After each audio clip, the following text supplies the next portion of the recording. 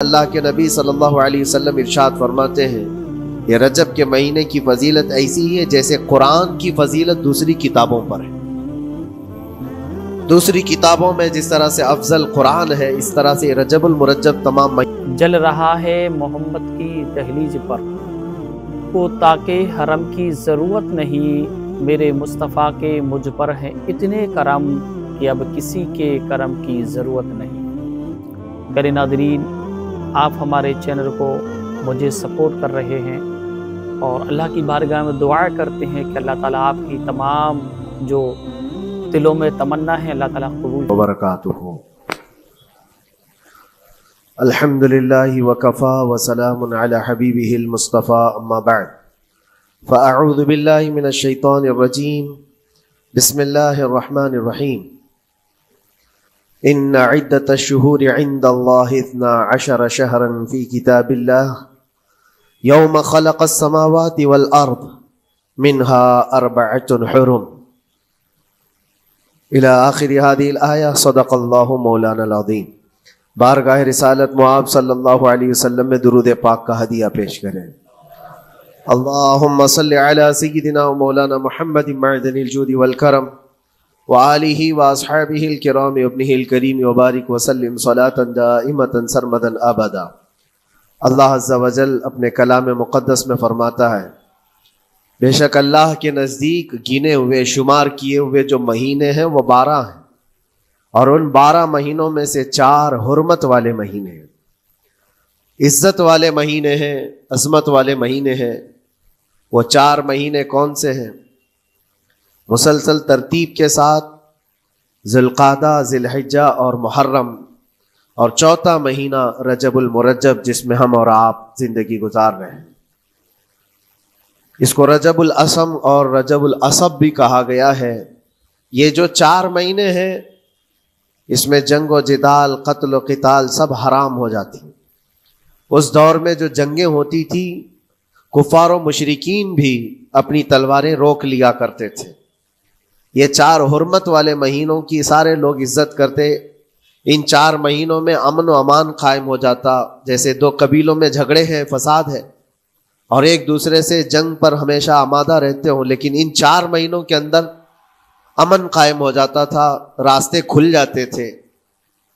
اور اللہ تبارک و تعالیٰ نے قرآن پاک میں ان 4 مہینوں کی فضیلت بھی بیان فرمائی۔ اس میں رجب کے لیے ایسی فضیلت ہے، اللہ کے نبی صلی اللہ علیہ وسلم ارشاد فرماتے ہیں یہ رجب کے مہینے کی فضیلت ایسی ہے جیسے قرآن کی فضیلت دوسری کتابوں پر ہے۔ دوسری کتابوں میں جس طرح سے افضل قرآن ہے، اس طرح سے رجب المرجب تمام مہینوں میں افضل ہے۔ اور نبی کریم صلی اللہ تعالی علیہ وسلم اس میں عبادت کرنے کے لیے ترغیب دیا کرتے تھے۔ اس کو ترجیب بھی کہا جاتا ہے، اور خاص طور پر رجب کے متعلق بزرگان دین نے فرمایا یہ فصل بونے کا مہینہ ہے۔ کھیتی باڑی والے سمجھ سکتے ہیں کہ اس میں بھی 3 موسم آتے ہیں۔ پہلے بیج کی بوائی کا وقت آتا ہے، پھر اس کی سینچائی کا وقت آتا ہے، پھر کٹائی کا وقت آتا ہے۔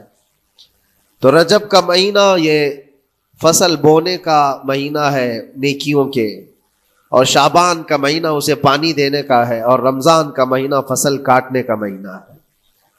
اور رجب کا مہینہ آتے ہی اللہ کے نبی صلی اللہ تعالی علیہ وسلم یہ دعا فرمایا کرتے تھے، اللہم بارک لنا فی رجب و شعبان وبلغنا رمضان۔ سب کو یہ دعا بھی کرنی چاہیے۔ حضور اکرم صلی اللہ تعالی علیہ وسلم یوں عرض کرتے کہ اے اللہ، رجب اور شعبان میں تو ہمیں برکت عطا کر اور ہماری زندگی کو رمضان تک پہنچا دے۔ اب رجب آپ نے دیکھ لیا ہے تو اب کثرت سے یہ دعا کرو کہ مولا اس زندگی کا رمضان ہم سے جانے نہ پائے، رمضان تک ہماری سانسوں کو پہنچا دے۔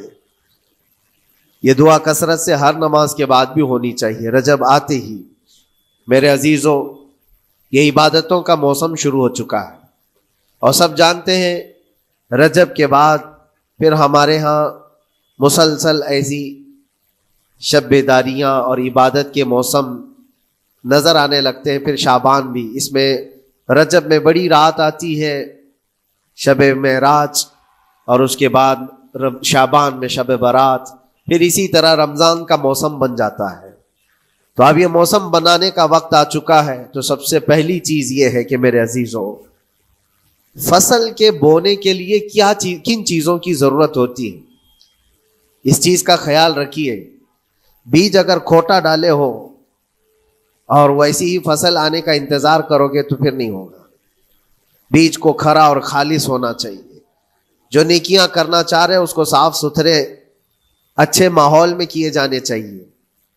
کھیتی باڑی کرنے والا جانتا ہے بیج تو وہ بو رہا ہے، زمین بھی اچھی ہے، ساری چیزیں، کئی چیزوں کی ضرورت ہوتی ہے. بیج بھی اچھا ہو، زمین بھی اچھا ہو، موسم بھی اچھا ہو، تب جا کر کے اس کی فصل نکلتی ہے. بیج اچھا تھا، زمین اچھی نہیں تو بھی فصل نہیں آتی. بیج بھی اچھا ہے، زمین بھی اچھا ہے، موسم صحیح نہیں ہے تب بھی فصل نہیں آتی. ابھی آپ کے پاس 3 چیزوں کا ہونا ضروری ہے، بیج اور زمین اور موسم. بیج جو ہے یہ نیکیاں ہیں، اور زمین تمہارا دل ہے، اس کا اتنا ہی پاک ہونا ضروری ہے. اور موسم یہ رجب کا ہے، اس میں تو کوئی شک نہیں ہے کہ عبادتوں کا موسم ہے، فصل کی اچھے لانے کا موسم ہے. لیکن سب سے پہلی چیز اب ہمیں ضرورت ہوتی ہے کہ ہم کیا بیج بو رہے ہیں. شیخ سعدی رحمت اللہ تعالی علیہ فرمایا کرتے کہ زمین میں ادرک بو کر کے گنا آنے کی امید تو نہیں کر سکتے. جو بویا ہے وہی اسی کی فصل آئے گی. لوگ عمل خیر کرے تو اس کا نتیجہ بھی خیر آئے گا، اور برائیاں کریں اور پھر رمضان میں یہ انتظار کریں کہ میں نے جو بویا ہے اس کی فصل آئے، تو ایسا نہیں ہوتا. بہت سارے لوگوں کا وہ شک بھی میں دور کرنا چاہتا ہوں کہ رمضان المبارکہ میں فضیلتوں کو آپ سنتے آئے ہیں، رمضان ایسا مہینہ ویسا مہینہ، اتنی برکتوں والا، اتنی رحمتوں والا، لیکن بہت سارے لوگوں کے حالات چونکہ تو ہی رہتے رمضان میں ویسے ہی ہیں، وہ لوگ کچھ بھی نہیں بدلے. تو اس میں رمضان کا قصور ہے کہ اس مہمان کا قصور ہے، اس انسان کا قصور ہے؟ وجہ یہ ہے کہ رمضان المبارکہ یقیناً اتنی برکتوں اور رحمتوں اور سعادتوں لے کر کے تو آتا ہے، لیکن تمہیں 2 مہینے پہلے سے کہا گیا تھا کہ فصل کے لیے تیاری کرو. تم نے بیج نہ بوئے، اپنی زمین کو صحیح کیا ہی نہیں. پھر رمضان میں جو بارش ہو رہی ہے اس کا فائدہ کیا ہے؟ روڈ پر 10 سال بھی بارش برسے وہاں پر کوئی فصل نہیں آئے گی، کیونکہ وہ زمین سخت ہے اور بیج بونے کے قابل بھی نہیں ہے. رمضان المبارکہ میں رحمتوں کی جھماجھم بارش تو ہوتی ہے، لیکن دل اگر سخت ہے گناہوں سے تو اس بارش کا کیا اثر ہوگا اس پر؟ اسی لیے دلوں کی نرمی یہاں سے شروع کریں، رجب المرجب سے. اس کی راتوں میں اللہ رب العزت کو پکاریں، مناجات کریں، عبادتوں کے لیے کچھ دن تو خاص کر لیں. بہت دنیا میں ہم نے اپنے آپ کو ملوث کر رکھا ہے، کچھ راتیں اللہ رب العزت کی عبادت میں تو لگائیں. اللہ کے نبی صلی اللہ تعالی علیہ وسلم کی ایک حدیث ہے، جامع الاصول سے نقل کی ہوئی، رجب المرجب کے پہلے جمعے جو ہم لوگ ابھی گزر چکے، ابھی یعنی وہ رات تو گزر چکی، کل کی جو گزری ہوئی رات ہے رجب کی، یہ پہلی جمعہ کی شب تھی. اس کے متعلق روایت ہے کہ 12 رکعتیں جو مغرب کے بعد سے لے کر عشاء کے درمیان پڑھتا ہے، اللہ کریم اس کے تمام گناہوں کو معاف کرتا ہے، اور اس سال اس کو پورے طور پر ناگہانی آفات سے محفوظ رکھتا ہے، اور شیطان کے اس پر قابو پانے سے بھی اس کو اللہ محفوظ رکھتا ہے. تو یہ تھی تیاریاں، یہ ساری چیزیں ابھی سے تیاریاں ہونی چاہیے. رجب کے 3 دن آتے ہیں جس کے متعلق فرمایا گیا ہے ایام بیز میں بھی 13, 14, 15 یا 14, 15, 16 یہ جو تاریخیں آتی ہیں اس میں روزے رکھو. اس کی بھی بڑی فضیلت ہے کہ تم تیاریاں ابھی سے شروع کر دو کہ رمضان المبارکہ میں اچھی فصل دیکھ سکے، ہمارے جسم کے اندر بدلاؤ آ سکے، ہمارے دل کے اندر انقلاب آ سکے. اور تیاری یہاں سے نہ کر کے صرف رمضان میں ہی امید لگائے بیٹھتا ہے تو میرے عزیزوں کچھ تو صفائی کی ضرورت ہوتی ہے.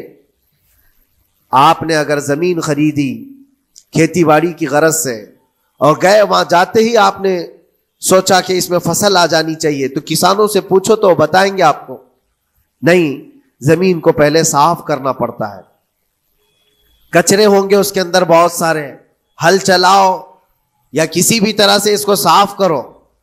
صاف کرنے کے بعد پھر یہ بھی کسان کہتا ہے کہ زمین کو تھوڑا ڈھیلا کر دو، بڑے بڑے ڈھیلے ہوں تو اس کو توڑ دو، اور مٹی نرم ہو جائے اور اس کے بعد پھر کسان کہتا ہے تھوڑا پانی بھی چھڑکاؤ کرو، گیلی ہو جائے، تب جا کر کے تم اس پر بیج بو۔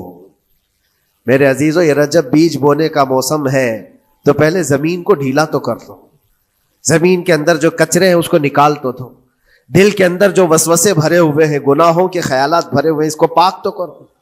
اس کو پاک کرنے کے لیے اللہ کریم کی بارگاہ میں آ کر گڑ گڑاؤ، تمہارا ایک آنسو تمہارے تمام گناہوں کو اور اللہ کے غضب کو ٹھنڈا کر دیتا ہے۔ ہاں، ایک آنسو کا قطرہ تمہارے لیے اللہ کریم ہے، موتی سمجھ کے شان کریمی نے چن لیے قطرے جو گرے تھے عرق انفعال کے۔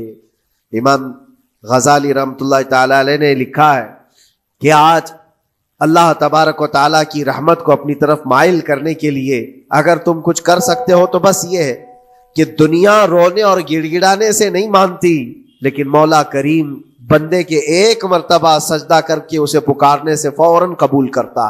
موسیٰ علیہ الصلاۃ والتسلیم اللہ تعالیٰ سے پوچھتے ہیں، مولا جب تیرے بندے تجھے پکارتے ہیں تو اس میں نیک لوگ بھی ہوتے ہیں اور گنہگار بھی ہوتے ہیں، تو کیا تو سب کی پکار کا جواب دیتا ہے؟